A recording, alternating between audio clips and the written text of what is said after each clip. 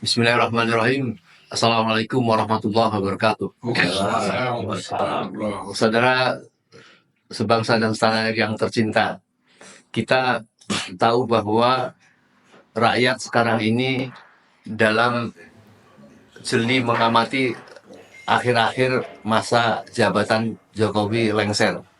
Bukan lengser karena dia menyadari atas kesalahan kemudian turun, tapi lengser betul-betul karena memang habis waktunya. Apakah dia memang dalam persiapan untuk eh, melakukan evaluasi, tetapi ternyata tidak, nafsu memimpinnya itu makin mendekati habis, makin menjadi-jadi, dan bahkan dikhawatirkan makin mencengkram kepada calon presiden yang baru dengan menitipkan orang-orangnya harus ada tetap melakukan di pemerintahan yang akan datang. Andai kata itu benar, lantas bagaimana kita akan berharap kepada perubahan yang akan datang? Nah, tentu kita tahu bahwa uh, ada beberapa kelompok yang sudah melakukan makin meruncing tuntutan terhadap Jokowi, walaupun dia sudah akan berakhir. Walaupun juga ada yang nanti akan melakukan tuntutan pada saat selesai dia menyerahkan masa jabatannya. Tetapi paling tidak kemarin kita lihat eh, tentang tuntutan ijazah palsu itu sudah mengeluarkan satu keputusan terakhirnya dan merasa menang karena hakim sudah diganti dan sebagainya. Nah, orang tentu berharap kepada petisi 100. Bagaimana menyikapi terhadap masa lengsernya Jokowi ini?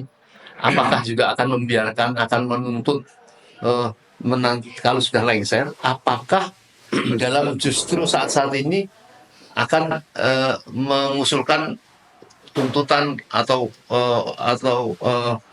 apa tindakan meminta untuk lengser dan sebagainya. Nah, di sini kami kebetulan ada rapat di Bandung, ya, petisi 100. Sebagian tokohnya kita minta untuk memberikan komentar apa yang akan dilakukan oleh petisi 100 yang sebaiknya, ya, untuk menyambut pemerintahan yang lebih baik yang akan datang. Ada Pak Dr. Mehmet Men Hakim, ada Pak Dr. Mehmet Hamdan, ada Pak Insinyur Safril, ada Pak Purnomo, saya lupa pangkat beliau, Brigjen Tni Purnomo. Kemudian ada Pak Dindin, ya, tokoh Bandung, ya, tokoh Jawa Barat. Kemudian tidak asing lagi, ya, Bapak Rizal Fadila, Kiai. Atau Habib, katanya Habib Rizal. Belum diterima. Pemberontak. Dan tentu yang tidak asing lagi, tokoh petisi 100 juga adalah Bapak Marwan Batubara dan saya host Haim Mursalim yang tergabung dalam petisi 100 juga. Saya berharap memberikan bocoran sedikit biar rakyat juga lega. Ternyata tidak semua tokoh-tokoh itu kemudian lantas menghilangnya apa yang tanggung jawab terhadap rakyat yang sudah berani terprovokasi. Para tokoh termasuk petisi 100 ini sudah memprovokasi dalam artian positif gitu. Jangan sampai menghilang. Mungkin saya mulai dari Pak Safril dulu aja. Ya, Pak Safril yang cepat karena keluar rumah dan beliau termasuk badan pekerja. Nah, terima kasih Pak Musalim atau Om Blim. Jadi dalam hal kehadiran hari ini, ya, untuk kita berbicara tindak lanjut. Karena kalau nggak salah seminggu yang lalu kita juga mengeluarkan semacam pernyataan, dan itu juga kita adakan pertemuan bukan seminggu yang lalu, 2 minggu yang lalu, ya. Itu pernyataan sikap mengenai tangkap dan adili Jokowi. Karena ya kejahatan dalam tindak pidana nepotisme, ya, termasuk keluarganya. Dan berikutnya kita juga menganggap bahwa ini kalau kita biarkan, ya tentunya negara kita semakin terpuruk. Di dalam hal ini bagaimana kondisi yang terbaru misalnya kan sangat luar biasa dan juga sangat biadab, dalam arti kata tanah-tanah yang dimiliki oleh masyarakat umum itu akan dijadikan PSN, dan sudah dijadikan PSN, dan itu pun dengan berbagai cara untuk mereka miliki untuk kepentingan swasta. Ini juga sebagai tambahan pemikiran kita, sehingga alasan ataupun dasar untuk segera kita melakukan, ya, setelah pemakzulan, ya, penangkapan dan diadilinya Jokowi ini sesegera mungkin, itu sangat perlu dilaksanakan. Untuk itu kita memang mengharapkan rakyat, ya, tentunya bersama-sama dalam hal ini untuk bisa mengantisipasi, karena bagaimanapun kerusakan yang terjadi itu sudah sangat parah dalam segala hal, baik itu bidang ekonomi, politik, budaya, bahkan juga demokrasi juga sudah dihancurkan, ya, dirusak dengan kepentingan dinasti. Tidak lagi kepentingan rakyat, tapi kepentingan anak, keluarga, cucu, dan sebagainya dari Jokowi. Dan ini juga sudah disuarakan, kalau nggak salah tuh kemarin mahasiswa juga sudah bergerak, dan biasanya mahasiswa itu perjuangannya ke lebih banyak dengan fokus dengan beberapa tema. Tapi kemarin sudah temanya mengerucut, yaitu semata-mata gagalnya Jokowi. Untuk itu mereka juga sudah meminta untuk diadili dan juga ditangkap, gitu. Ya, kira-kira itu sebagai awal kenapa kita menyelenggarakan pertemuan berikutnya dari Petisi 100. Ya, jadi apa yang akan menjadi sikap Petisi 100 tentunya akan ada semacam satu konferensi pers atau apa gitu terhadap pada masyarakat gitu ya. Betul, Amling. Jadi kita akan adakan semacam acara itu, dan kita juga mengundang berbagai tokoh, ya. Dan kita juga dalam hal ini mensosialisasikan sehingga masyarakat paham betul apa yang sebenarnya terjadi, dan juga mengantisipasi bahwa yang namanya Indonesia ini yang sudah sangat rusak, yang ditinggalkan oleh Jokowi itu benar-benar harus diselamatkan. Saya kira itu. Ya, baik. Mungkin dilanjut sampingnya saja atau Bapak Hamdan ya. Baik, saudara-saudaraku, bangsa Indonesia seluruhnya, pada hari ini kami dari Petisi 100 berkumpul, dan kalau berbicara Petisi 100 yang berkumpul ini, kita sudah sejak 3 tahun lalu. Kita berkumpul dengan menamakan diri, komunitas ini adalah Petisi 100 karena ada 100 orang tokoh, yang lainnya memang tidak hadir. Yang kami rumuskan sejak 3 tahun lalu itu adalah bahwa Jokowi harus dimakzulkan. Karena apa?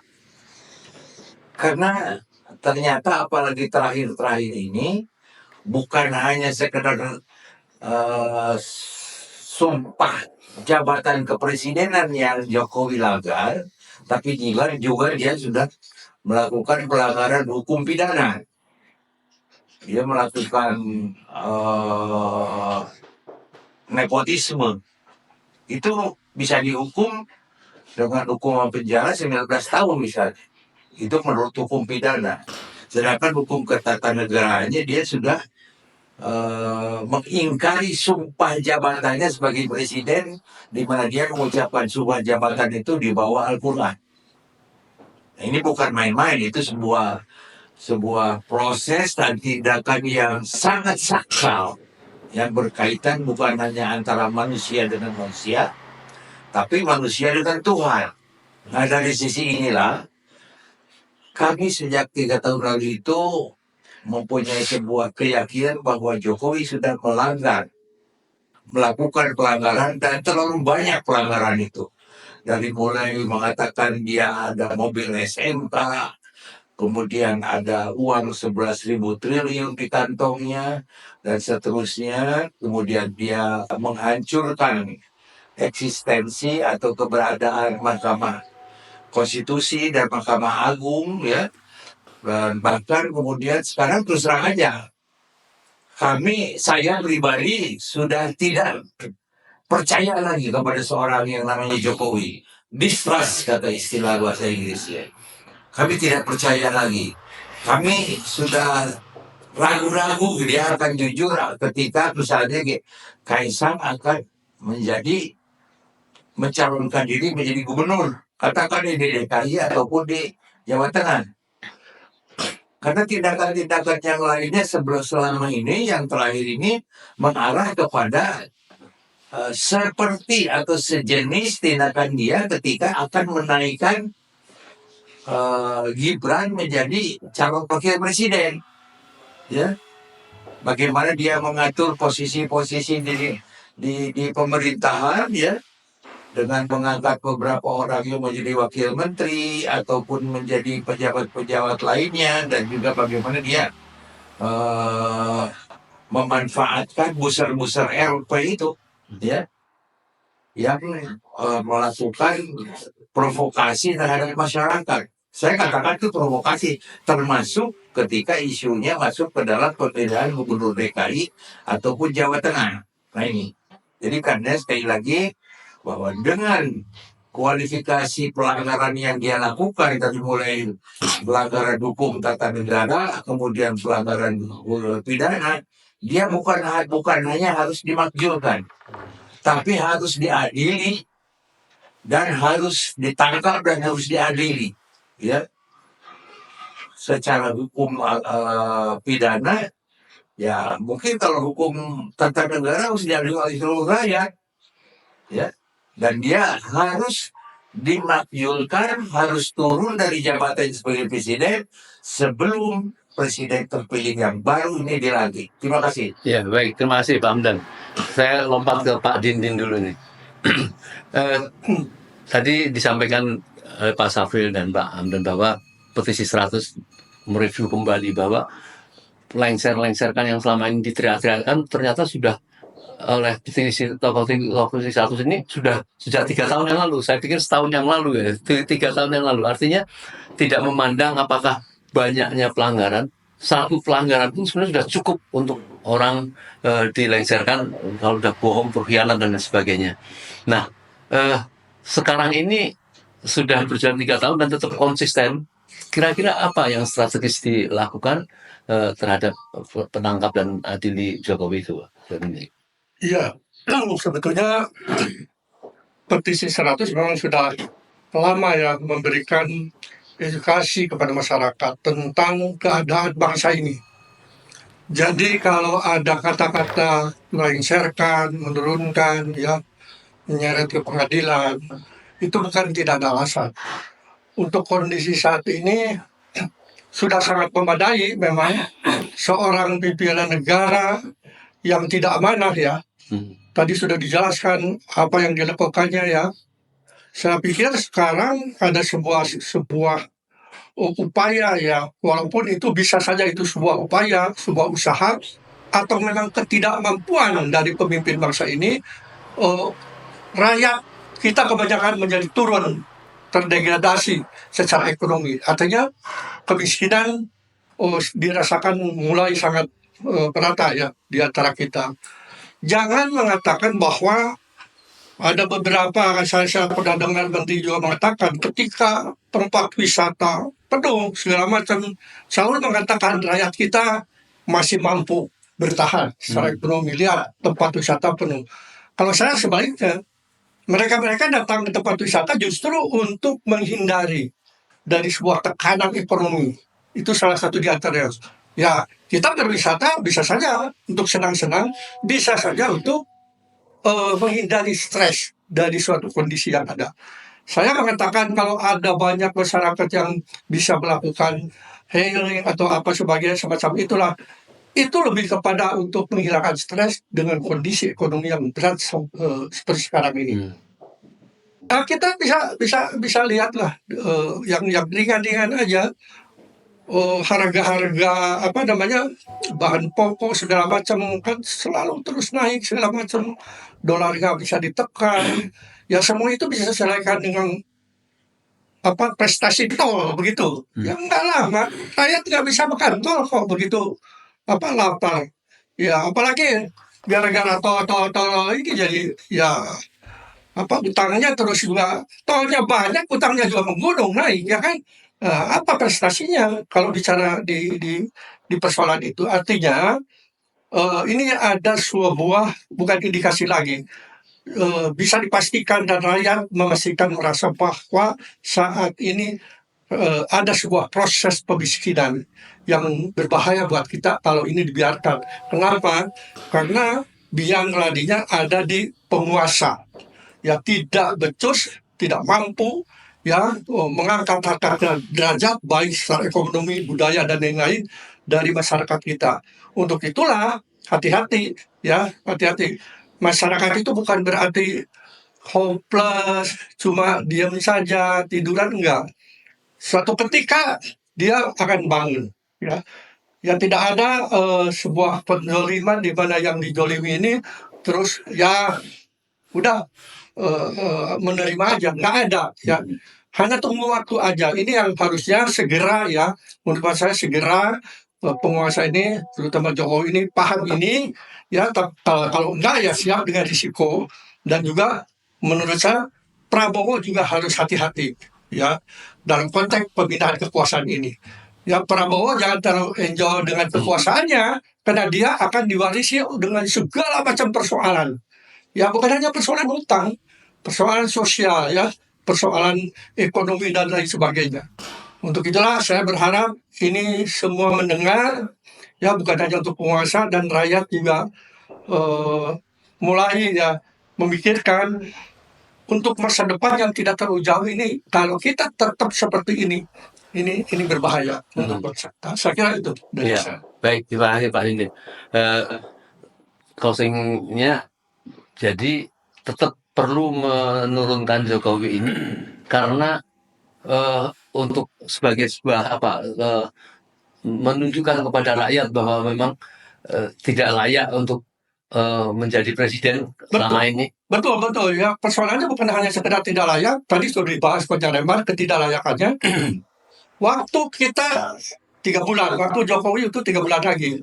Loh, ada orang mengatakan, biarkan aja lah, nanti juga 3 bulan lengser, nggak begitu. Presiden dalam 3 bulan bisa mengeluarkan kebijaksanaan puluhan. Dan kalau itu kebijaksanaan yang puluhan itu kebijakan yang bisa merugikan rakyat, ya lebih berbahaya lagi. Coba aja kebijakan PIX yang paling akhir. Ya, mungkin ada yang lain lagi sebentar lagi. PIX 2, 3 itu kan bahaya. Untuk keselamatan bangsa ini juga, selain juga untuk kemaslahan masyarakat setempat, ini juga bergejolak kan. Nah nanti lain lagi 3 bulan bisa puluhan kebijakan. Itulah barangkali yang perlu diperhatikan oleh kita semua. Ya, baik. Ini Pak Brigjen Purnomo, kan banyak sekali purnawirawan yang bergabung di dalam misalnya baik di Petisi 100 ataupun gerakan yang lain. Itu dalam pandangan para purnawirawan ini terhadap penyimpangan atau bahkan kebohongan, pengkhianatan, kejahatan Jokowi ini itu bisa kira-kira dimaksudkan membantu dari sisi apa Pak? Para purnawirawan ini. Oke, Assalamualaikum warahmatullahi wabarakatuh. Yang pertama mungkin saya hanya menambahkan kawan-kawan yang berbicara terdahulu sebelum saya, bahwa Petisi 100 ini mempunyai suatu kepedulian begitu ya terhadap kelangsungan negara dan bangsa ini, NKRI. Nah, purnawirawan tetap menjaga utuhan NKRI yang berdasarkan Pancasila dan Undang-Undang Dasar 1945 yang 18 Agustus. Nah, karena waktu terbatas, saya mencoba mengevaluasi apa yang dilakukan oleh Presiden yang sekarang selama di 2 periode. Pembangunan betul dilakukan oleh Presiden Jokowi, tetapi saya tidak melihat kepada beberapa syarat. Pembangunan itu harusnya ada bottom up gitu ya, ada top down, sehingga apa yang diinginkan rakyat betul-betul terpenuhi begitu. Ini kan tidak, ini karena top down aja, jadi mau-maunya saja. Contoh misalkan sekarang kita mau bikin IKN, nanti ada taksi terbang dan sebagainya. Pada satu sisi yang lain, rakyatnya belum bisa makan kok. Sekarang kalau nggak kerja nggak makan kok. Anak sekolah mau ke sekolah juga masih naik jembatan tali kok. Ini kan harus dipikirkan dulu begitu ya. Boleh-boleh saja sebenarnya di dalam pembangunan bangsa ini ada dua hal, pembangunan material dan imaterial. Apa yang dilakukan Presiden Jokowi lebih cenderung kepada material, wah wah wah begitu kira-kira gitu ya. Tetapi jurang secara ekonomi antara yang punya dan yang miskin semakin jauh, Bapak. Ini yang kita takutkan nanti rakyat menjadi apatis terhadap bagaimana kalau terjadi sesuatu di negara ini.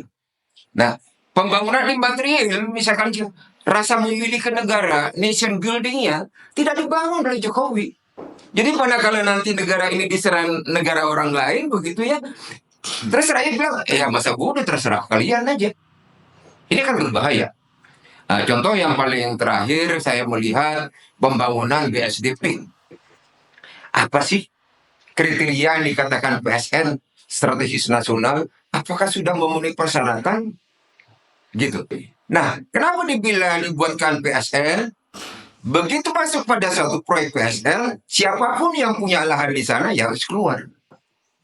Dengan mungkin timbal balik apakah memadai atau tidak memadai, silakan bapak-bapak semua ibu-ibu bisa melihat begitu ya. Nah, pertanyaannya BSDP dan sebagainya, untuk apa sih bangun rumah mewah? Yang menempati siapa? Rakyatnya ada di mana? Rakyat begitu diusir, pindah lagi Bapak, tidak semudah itu. Bukan hanya dia mencari tempat tinggal baru, tapi dia mencari lahan pekerjaan baru. Itu tidak gampang.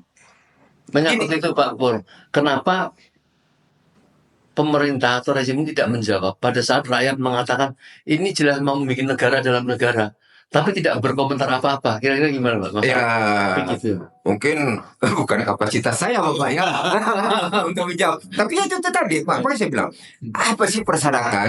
Strategis nasional itu apa persyaratan? Itu kan ada kriteria Bapak. Apakah BSD ini sudah masuk pada kriteria itu? Kan tidak. Nah gitu ya, harap kata saya tidak begitu. Tapi mungkin pihak pemerintah mengatakan benar ya, monggo-monggo saja. Tetapi secara akademis mungkin ya ada atau kondisi di lapangan ya tidak juga begitu ya. Terus yang saya berharap seharusnya Bapak Jokowi pada akhir jabatan tadi Pak Dindin menyampaikan kira-kira kurang dari 3 bulan ini Oktober sudah terjadi pergantian kepada presiden terpilih Pak Bowo ya. Seharusnya pemerintah tidak lagi membuat satu kebijakan yang sifatnya strategis yang nantinya akan menjadi beban presiden pengganti. Pak, kita tidak tahu sebenarnya utang negara ini berapa. Yang harus dibayar setiap tahun berapa. Berapa PBR, berapa pemasukan. Apakah ini kan tidak menjadi beban dari pemerintahan akan datang? Ini kan harus dipikirkan. Jadi kita melihat pada secara nasional kepentingan bangsa yang utuh begitu ya. Karena nanti saya ada khawatir berkaitan dengan apa yang terjadi di Laut Cina Selatan begitu ya. Sekarang yang rame Pak ya. Apakah nanti berimbas kepada Republik ini? Pasal saya nggak tahu. Begitulah kira-kira. Jadi kembali lagi bahwa petisi 100 mempunyai kepedulian terhadap hidup dan kehidupan berbangsa dan bernegara. Menjaga keutuhan NKRI. Saya rasa itu saja dari saya. Dan harapan saya, harapan rakyat sebenarnya untuk Pak Bowo, jadilah seorang prajurit yang sabta marga. Karena begitu bicara prajurit sabta marga, maka dia akan berpikir untuk kepentingan rakyat. Wassalamualaikum warahmatullahi wabarakatuh. Baik, terima kasih Pak Purnomo. Pak Mehmet nih, ini kira-kira harapan dari rakyat nih yang diharapkan pada petisi 100 ini akan melakukan apa sebaiknya? Oke, terima kasih. Assalamualaikum warahmatullahi wabarakatuh. Waalaikumsalam. Masyarakat banyak yang diam, nggak bersuara, tetapi mereka sebenarnya jengkel dengan pemerintahan yang sekarang. Makanya wajar dan kita semua mendukung yang di petisi 100 ini dan gerbong-gerbongnya untuk memakzulkan, mengadili, dan memenjarakan Jokowi. Nah, kalau itu sudah banyak yang bahas lah ya. Saya ingin melihat dari segi tadi soal hutang dan sebagainya, sedikit lah kayak sedikit. Betapa orang miskin sejak 10 tahun yang lalu sampai sekarang tidak berubah. Meningkat lah. sekitar 9 sampai 10%. Artinya ada 27 sampai 30 juta orang miskin. Di Jawa Barat sendiri ada 5%. Nah, kalau kita lihat postur anggaran, 70% anggaran itu dikuasai oleh Jakarta. 30% untuk seluruh provinsi. Ya bagaimana nggak miskin kalau begitu? Ini kan semuanya jadi terbalik. Harusnya yang 70% itu yang ada di daerah. 30% ada di Jakarta. Anggaran. Supaya daerah itu Jakarta itu Jakarta ya.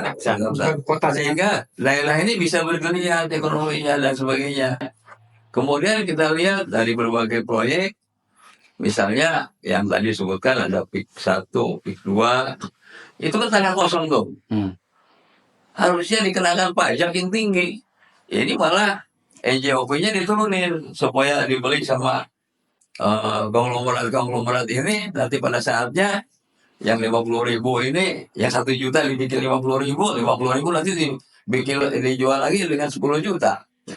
Ini kan oknum pemerintah juga ikut di dalam ini. Saya yakin, ya, mereka yakin karena mereka membantu proyek-proyek ini. Kan terakhir dari siapa? Podcastnya Alvin Lim itu ada 40 juta. 40 triliun diberikan untuk BSD dan untuk PIK ya, PIK 2 dan 20 juta 20 triliun. 20 triliun katanya untuk IKN katanya ya, itu Alvin Lim ya, tahu persis ya. Ya, ini pola-pola pikir begini susah ya. Apalagi kalau kita lihat ke Undang-Undang Dasar 45 yang asli, itu kan di pasal 33 itu jelas bahwa bumi, tanah, air itu harus dikuasai oleh pemerintah dan diusahakan oleh negara dan diusahakan sebaik-baiknya untuk kemakmuran rakyat. sebanyak-banyaknya. Ya, kalau ini gimana? Bukan untuk rakyat tapi untuk pengusaha. Ya, jadi ini ada sebuah pengingkaran terhadap Undang-Undang Dasar ya. Jadi dosa Jokowi itu adalah di dalam situ. Dia sudah melanggar Undang-Undang Dasar, bukan Undang-Undang Dasar. Ini Undang-Undang Dasar sudah dilanggar bersama rezimnya. Jadi apa maksudnya rezim itu memberikan fasilitas yang begitu besar kepada pengusaha? Ya, Bukankah seharusnya sebaliknya? Apakah memang ini ada apa namanya kerjasama yang kemudian akan mendapatkan keuntungan di luar pemerintah antara rezim yang sekarang dengan Ya. para oligarki? ya, yang pasti ini dengan Cina, ya RRC maksudnya ya, dengan RRC. Karena Cina ini ada 3 golongan ini. Ada golongan pelajar, ada golongan pengusaha biasa, ada golongan naga-naga nih. Nah, naga-naga ini yang jahat ini. Dia membeli kekuasaan dan mencuri uang dari rakyat lewat pajak lah, lewat segala macam aturan-aturan sehingga menguntungkan mereka. Yang paling miskin itu di bawah 500.000 rupiah per bulan. Bayangin ya, di bawah 500 rupiah per bulan. Nah, yang terkaya itu punya ratusan triliun. Ini kan gapnya bukan main ya, yang disebut dengan Gini rasio di situ. Gapnya nggak benar. Tapi kalau tadi proporsi uangnya itu dibagi 70% di masyarakat, di daerah ya, di kabupaten, di provinsi, dan 30% di pusat, itu akan berubah. Perimbangan ini akan berubah. Kalau sekarang terus saja pengusaha yang dikasih apa namanya rezeki, dikasih fasilitas dan sebagainya. Nah, harapan kita tinggal Prabowo nih. Berarti enggak Prabowo meluruskan hal-hal yang kayak gini. Pembelaan terhadap masyarakat, Ya, apakah rencananya gitu ya. nanti Prabowo ini masih pro masyarakat atau pro Jokowi? Kita nggak tahu nih, pro Jokowi tanda kutip ya, artinya pro pengusaha. Iya, ya. Atau masih pro Cina, RRC. Bayangkan ada berapa belas juta, mungkin puluh juta ya, yang sudah masuk ke Indonesia. Kapan mereka diusir kembali? Coba kita ingat-ingat sekarang, ada yang sebut proyek turnkey project. Apa maksudnya turnkey project itu? Ya, seorang pengusaha Dibayar dulu. membuat proyek itu sampai jadi. Iya. Setelah jadi, orangnya pulang nggak? Kan harus pulang orangnya.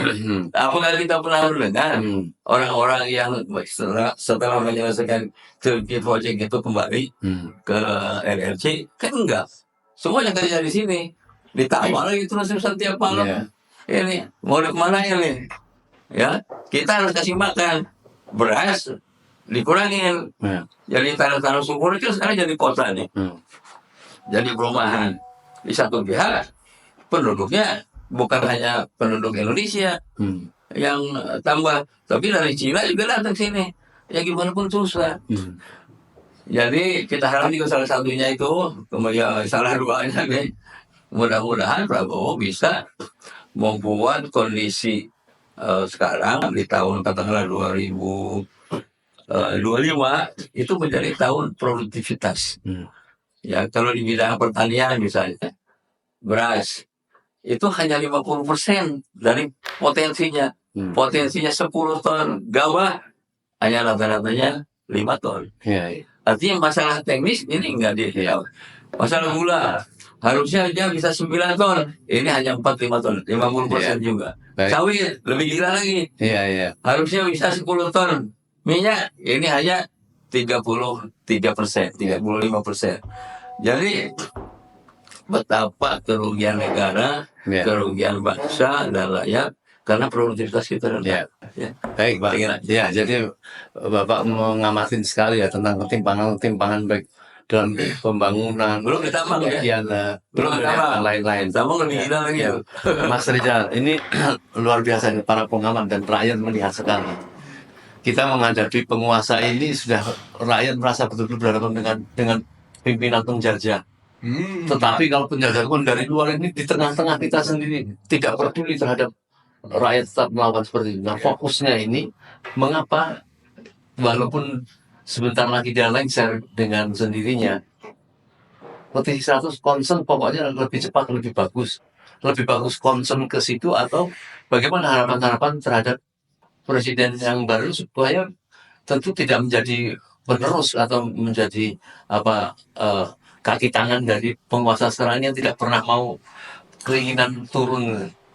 Silakan Pak Mas Rizal. Ya, saya kira Om Lim, fokus kita rezim ini. Rezim ini kita bisa turunkan karena dosanya sangat banyak. Pasti kan berpengaruh kan terhadap perilaku rezim berikut, siapapun.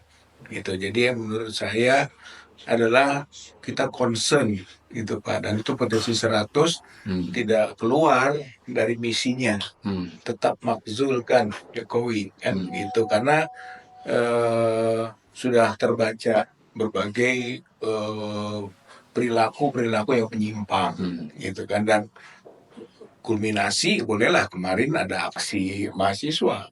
Kalau mahasiswa sudah bergerak sebetulnya itu gambaran, apalagi sampai menyimpulkan bahwa pemerintah gagal. Gagal. Kita udah lama bilang gagal, tapi mahasiswa sekarang pakai aksi kemarin gagal. Oke, kalau sudah gagal berarti kan harus dilawan, gitu Pak. Jadi sebetulnya bahasanya itu lawan, dan elemen-elemen rakyat ini sudah sampai ke tingkat itu. Katakanlah tadi mahasiswa kemarin, sebelumnya juga mama. Belum lagi suara kritis para purnawirawan, alim ulama dan para santri, gitu kan. Kemudian cendekiawan masuk ke ruang-ruang pendidikan. Saya kira ini sekarang ini adalah fase atau marhalah perlawanan. Jadi rakyat sudah mau melawan atas kebobrokan rezim ini, gitu Pak. Jadi petisi 100 concern itu untuk melakukan itu, turunkan gitu kan. Kemudian bukan hanya diturunkan gitu, bahwa rezim yang dipimpin Jokowi harus bertanggung jawab. Nggak bisa enak betul turun doang, nanti dia harus ditangkap, adili gitu. Dan mekanisme hukum menuju sana gampang. Itu sampai malam mahasiswa itu berharap bisa ditemuin nama Jokowi. Kira-kira apa yang ingin dikatakan mahasiswa itu? Ya sebetulnya mahasiswa ingin bahwa kalau Jokowi ada, ikutlah pendahulunya presiden dulu. Kalau sudah gagal, nggak mampu, nggak bisa lagi menemui mahasiswa juga, gitu kan? Ya mundurlah, turun. Sebetulnya itu, gitu. Kalau sudah dikualifikasikan pemerintahan gagal, mundur, turun, gitu. Itu mahasiswa saya kira sampai pada tekanan itu maunya, kalau tadi bahasa maunya ya gitu kan. Tapi kalau itu belum, ya berarti harus dipaksa bersama-sama rakyat ini untuk melakukan upaya memundurkan, Pak, gitu Dalam Pak. waktu 3 bulan ini, kira-kira karena semua elemen sudah suaranya sama, apa memungkinkan dia bisa mundur sebelum 20 Ya Oktober? saya kira tadi tekanan untuk mundur dan dimundurkan satu paket, gitu kan, dan itu adalah ikhtiar maksimal. Dan konteks kesejarahan politik itu jangankan 3 bulan, 2 bulan, sebulan, 2 minggu juga bisa Pak. Itu yang paling penting adalah satu keyakinan kita, dan keyakinan itu ada pada para penggerak di petisi 100 ini. Sehingga kita tidak pernah merasa nggak mungkin gitu kan, dan kita akan berjuang terus gitu kan sampai upaya untuk disebut tadi memakzulkan, menurunkan, atau bahasa tanda kutip menggulingkan gitu Pak, gitu. Kalau Jokowi Gitu, Pak. ya, sudah tahu lah sikap terhadap petisi 100, dia pasti merasa dilawan itu ya. Nah, calon presiden ini kira-kira terhadap petisi 100 kurang lebih senang dengan gerakan petisi 100 atau sama saja? Harusnya dia bersama-sama petisi 100. Gitu. Jadi siapapun yang menggantikan, katakanlah Prabowo misalnya menggantikan, dia harus sama suaranya dengan petisi 100. Harus menyalahkan kebijakan Jokowi dan harus minta Jokowi bertanggung jawab. Gitu. Makanya spirit kita misalnya tadi menangkap, spirit kita untuk mengadili, itu juga harus ada pada penguasa berikutnya, gitu. Jadi harus dan itu kita tekan, gitu. Jadi nggak bisa kita hanya berangkat dari harapan-harapan, jangan harapan-harapan, kemungkinan-kemungkinan itu pasif, itu harus berbuat terus. Kita desak Jokowinya, kita desak penggantinya untuk sama-sama melakukan proses apa yang jadi misi dari petisi 100. Baik, terakhir, mau mengambil momentum kapan dan apa petisi 100 supaya tidak kehabisan sampai tanggal 30 Oktober. Oktober ya. Saya kira banyak momentum, gitu kan, momentumnya banyak, gitu kan, misalnya Tiap minggu bisa. gitu kan, kita akan terus dalami bersama, gitu kan, juga tangkap aspirasi-aspirasi, gitu kan, dan kita salurkan aspirasi itu memang hal-hal yang menjadi kewajiban kita bersama, gitu kan. Jadi setiap minggu, setiap bulan, sampai kepada ujung itu kita lakukan. Itu karena kelihatannya rezim Jokowi ini nggak pernah tobat. Sejak awal, the king can do no wrong, raja nggak pernah salah, terus menghalalkan segala cara, terus nggak mau dengar suara-suara yang memberikan masukan-masukan. Itu kan karakternya. Termasuk pasukan berani mati juga.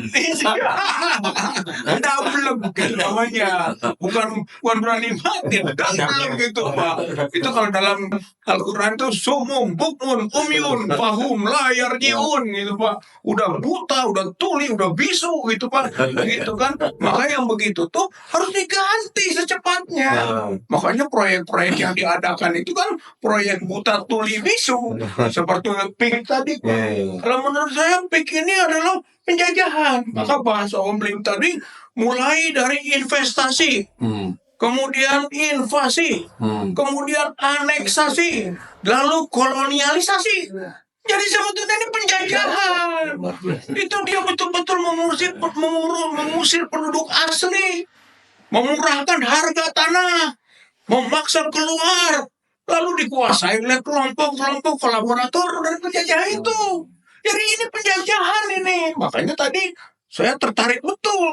Negara dalam negara, iya berarti Jokowi pengkhianat.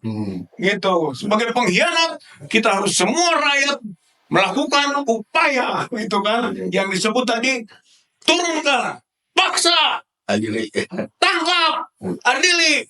Nepotismenya adalah gambaran-gambaran pelecehan terhadap demokrasi, pelecehan terhadap kedaulatan rakyat. Itu bahkan dengan disebut tadi dia berkhianat itu, dia menjual Indonesia, menjual pulau-pulau, menjual IKN, menjual Rempang, menjual PIK dengan bahasa-bahasa menipu rakyat. Misalnya proyek strategis nasional. Seenaknya saja menjadikan kegiatan swasta sebagai proyek strategis nasional.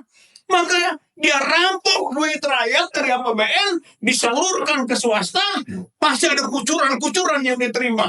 Maka berikutnya, periksa korupsinya Jokowi bersama rezimnya. Karena itu adalah dugaan yang muncul akibat dari kebijakan-kebijakan yang aneh dalam pengambilan keputusan yang tidak berorientasi pada rakyat. Rakyat saatnya melawan untuk tadi turunkan Jokowi, tangkap Jokowi, adili Jokowi, dan semua pendukung-pendukungnya, termasuk rezim berikutnya yang menjadi pendukung rezim Jokowi, tangkap, adili, dan rakyat punya hak karena dia adalah pemilik kedaulatan rakyat. Begitu Pak. Baik, luar biasa ya. Dan satu lagi Om Lim, itu karena dihukum begitu, pengkhianat itu hukuman tembak. Iya, iya. Iya. Pak Kolonel, Iya. Pak Brigjen. Begini Pak, kalau hukuman tembak, hukuman mati Ya. itu menurut PNPS. Ya. Tetapi dalam KUHP Ya. pasal 11 hukuman mati bisa dengan gantung. Nah, Tuh, ada algojonya, ya, ada jeratannya, ya, ada berdiri di atas papan, Ya. ditarik papannya. Ya. Begitu pasal 11 KUHP Ya. menerangkan bentuk hukuman mati, dan itu belum dicabut. ya. Jadi boleh kita teriakan Pak, gantung, gantung, gantung. Jadi ada dasarnya tidak hukuman militer. Undang-undang hukum militer. Jadi paham ya.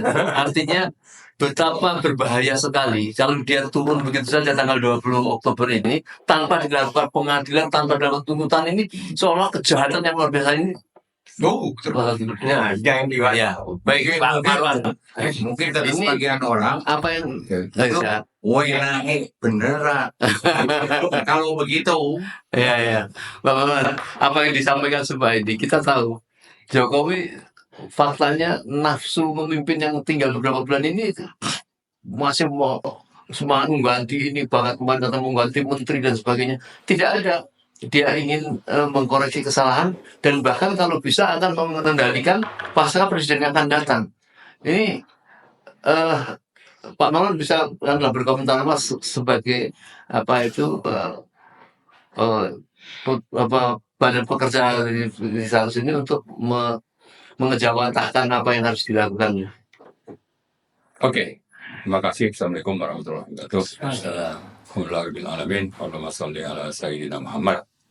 Saya ingin menjawab dulu dua hal penting yang tadi sempat Om Lim ungkap dan dijawab oleh teman-teman kita.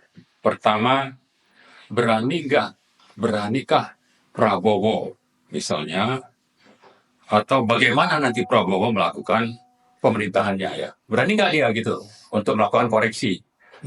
Jadi saya kira pertanyaan itu tidak valid bagi kita. Yang kita tuntut adalah bahwa telah terjadi kejahatan terhadap konstitusi, demokrasi, dan hak rakyat. Sehingga Prabowo harus melakukan koreksi dan penegakan hukum. Jadi bukan soal berani atau tidak berani. Harus ya, Harus. wajib ya. Itu satu. Yang kedua, yang juga sering diungkap oleh teman-teman perjuangan. Ini kan waktu tinggal 3 bulan, 2 bulan, dan sebagainya. Bagi kita bukan soal waktu, tapi ini soal prinsip negara hukum. Ada penjahat, ada pengkhianatan terhadap negara, maka pelakunya itu harus diproses hukum, ditangkap dan diadili. Jadi bukan soal waktu, tinggal nggak ada, bukan itu. Apalagi kalau kita bicara tentang bahwa kita ini umat beragama, ya ada perintah untuk menegakkan kebenaran, menumbangkan kejahatan. Ada perintah untuk kita berbuat, minimal kita berbuat itu bertindak atau bersuara. Jangan cuma sekedar dalam hati misalnya. Nah, kita melakukan ini, terserah besok tinggal seminggu lagi pun, kita akan terus bersuara yang namanya petisi 100. 23 Juli 2023, kita sudah menyatakan sikap kita. Minta supaya ada proses pemakzulan terhadap Joko Widodo. Sesuai dengan pasal 7A, dilanjutkan dengan 7B. Dan kenapa kita menuntut itu? Karena kita punya sekian banyak fakta di lapangan bahwa ini negara-negara hukum. Maka penyelenggara negaranya harus patuh taat kepada hukum. Yang kita temukan banyak pelanggaran hukumnya, maka kita itu menyatakan sikap untuk terjadinya proses pemakzulan. Nah, yang jadi masalah adalah ternyata penyelenggara negara bukan cuma Joko Widodo yang bermasalah. Di sisi legislatif juga bermasalah, yudikatif juga bermasalah. 3 cabang kekuasaan ini sudah bermasalah, tidak menjalankan fungsi tugasnya sesuai dengan amanat konstitusi. Maka kita dari petisi 100 yang punya tanggung jawab kepada negara, kepada bangsa, kepada rakyat, menyuarakan dan membacakan petisi itu. Itulah yang paling prinsip perlu kita ingatkan kepada publik tentang 2 hal tadi pertanyaan. Apakah Prabowo berani atau tidak? Ini waktu tinggal 3 bulan, tapi jawaban kita adalah bahwa ini negara hukum, ada pelanggaran, ada pengkhianatan, maka kita mau ini diproses secara hukum segera. Kalau tidak bisa oleh legislatif, DPR, MK, MPR nanti, maka yang punya hak suara yang dijamin oleh konstitusi di pasal 28 dan 28E, yaitu publik, punya hak untuk menyatakan pendapat, bersikap, berkumpul, maka saya menghimbau kita semua rakyat ini, ya, melalui people power. Ini dijamin oleh konstitusi. Mari kita lawan rezim yang sudah mengkhianati konstitusi ini. Nah, yang paling penting juga kita ingat, ya, kenapa seperti itu? Pertanyaan Om yang terakhir, ya. Ini kan memang motifnya itu adalah ingin terus berkuasa, ingin mendapatkan keuntungan ekonomi atau rente, ingin mengentertain siapa-siapa yang negara yang mendukung dia, terutama Cina. Nah, kalau motifnya sudah seperti itu, maka dia melakukan penghalalan segala cara. Maka konstitusi dilanggar. Dampaknya apa dengan sikap pemerintahan seperti ini? Sikap oligarki, ya, ada penguasa, ada pengusaha, ini bersatu, didukung pula oleh Cina. Partai-partai di sana juga ikut mendukung. Kalau sudah seperti ini, kan negara itu seolah tidak berdaulat. Jadi terjajah. Jadi terjajah, hutang meningkat, ekonomi rusak, dolar terus naik, ya, rakyat hidup semakin susah. Ininya korban yang dampak negatif yang nyata dari pemerintahan oligarki pro Cina ini, dari politik penghalalan segala cara. Apakah Anda rakyat akan hanya membiarkan kelakuan rezim yang seperti ini, termasuk yang katanya presiden terpilih itu punya sumpah sabta marga, ya, akan menghentikan atau melanjutkan program oligarki ini. Jadi kalau bicara dampak dari kejahatan ini, kita sudah sama-sama merasakannya. Tinggal sekarang kita mau apa, ya kan? Jangan mencari-cari alasan untuk tidak berbuat sesuatu. Siapapun Anda punya keluarga, Anda punya mata pencarian yang terancam, hidup semakin miskin, tidak berdaulat. Apakah Anda biarkan itu untuk terus dirampok? Termasuk misalnya dengan kekuasaan yang otoriter. Dia pakai instrumen negara, melabel bahwa ini adalah proyek negara untuk kepentingan oligarki tadi, salah satunya itu di PIK. IKN juga sama seperti itu. Rempang juga seperti itu. Jadi sudah seenaknya. Padahal ada aturan main dalam konstitusi, ada dalam undang-undang. Kalau Anda mau kasih kontrak untuk HGU misalnya 190 tahun, Anda kan harus bahas dulu dengan DPR atau dengan rakyat.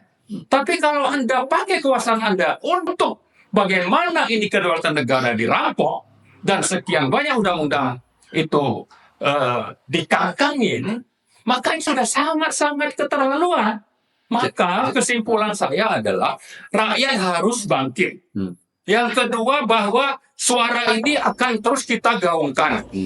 Yang ketiga, bahwa tidak cukup bahwa kalau nanti beliau sampai ke 20 Oktober lengser secara baik-baik, bukan berarti dia bisa bebas dari kejahatan terhadap negara yang sudah dilakukan, karena kita punya data-datanya. Ini Bang Ulan, apa yang dilakukan Ya, dengan proses suatu penjajahan, misalnya ada PSN lah, kemudian tetap ingin menghadirkan sejuta petani lah, yang dikhawatirkan rakyat itu adalah tentara. Ini kan jelas-jelas proses penjajahan, tetapi dia tidak berkomentar apa-apa sampai akhirnya yang kita untuk yang lalu Tempo berani menyimpulkan ini adalah betul-betul penjajahan, pengadu domba dan lain sebagainya.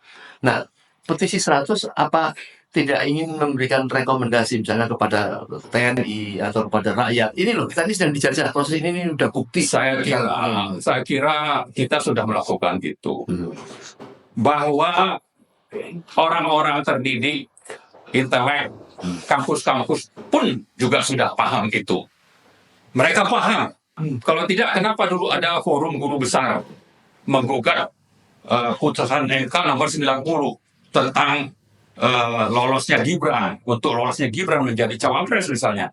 Itu kan sudah fakta-fakta di lapangan yang terjadinya pelanggaran itu, yang mestinya kalau kita bicara tadi kembali kepada negara hukum, yang harusnya diproses oleh DPR itu tidak berlangsung, maka rakyat tinggal harusnya melawan. Nah, guru besar ini saya kira bisa melanjutkannya dengan selangkah lagi, menggalang perlawanan rakyat.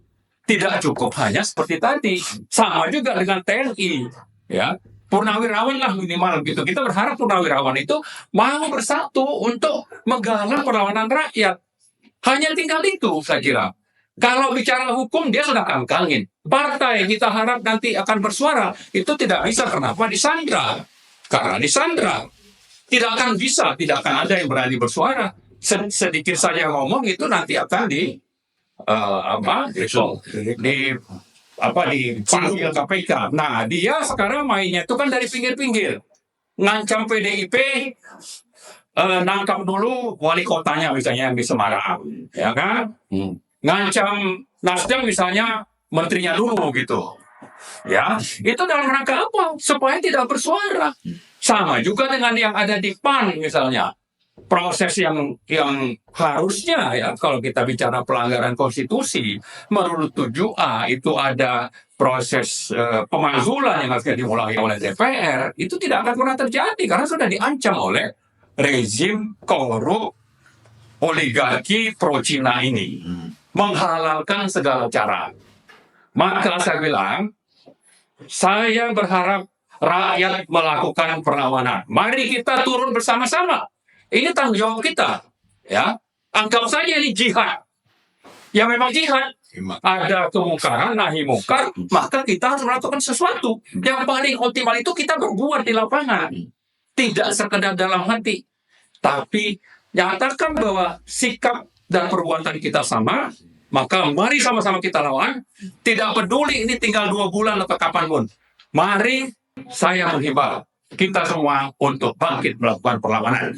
Dan yang kedua, mari kita ingatkan kepada rezim ini yang namanya Prabowo, bahwa ini negara hukum. Anda jangan pernah sekali-kali melanjutkan apa yang dilakukan oleh Jokowi saat ini. Meskipun dia coba untuk menyandra Anda, misalnya dia akan berkantor katanya di IKN tanggal 28 Juli.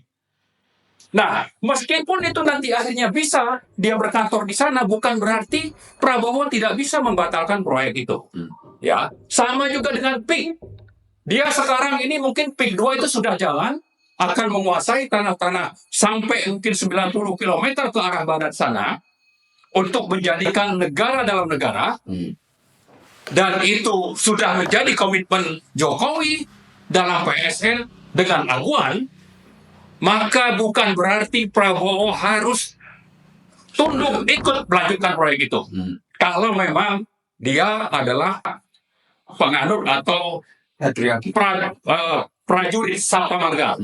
Apalagi kalau kita bicara soal negara hukum tadi. Jadi saya kira itu mungkin yang perlu kita ingat kepada rakyat dan kepada rezim ini dan kepada Prabowo. Anda tidak akan diterima oleh rakyat seandainya dia melanjutkan apa yang sudah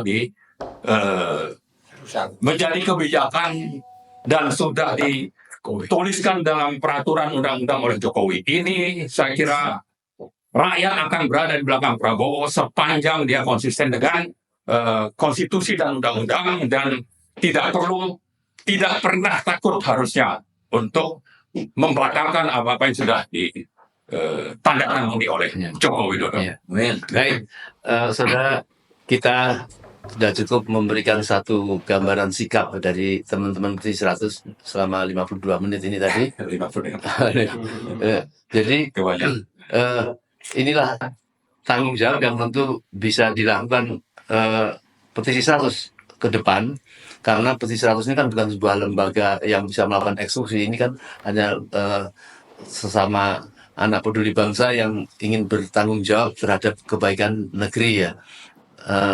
Terpaksa juga harus mengatakan yang tegas terhadap apa yang mesti dilakukan oleh pemerintahan yang akan datang apabila tidak mau dicap seperti pemerintahan di zaman Jokowi yang jelas-jelas sudah bertindak sebagai penjajah ya. Dan kita sampai sekarang belum tahu apakah Jokowi itu punya kelainan atau memang ada yang menyetir nih. Kalau saya ngomong kayak ini Mas Rizal udah kepengen komentar lagi. Saya kira mungkin ini insya Allah semoga kita tetap diselamatkan dalam waktu dekat ini, tetap bisa menunjukkan kepada rakyat dan bertanggung jawab kepada Allah, melakukan sikap kepada bukan saja orang biasa, pemimpin yang menyengsarakan terhadap rakyat yang baik dan patuh ini sebenarnya kepada kebaikan di negeri ini. Saya kira mungkin itu. Baik. Assalamualaikum warahmatullahi wabarakatuh. Waalaikumsalam.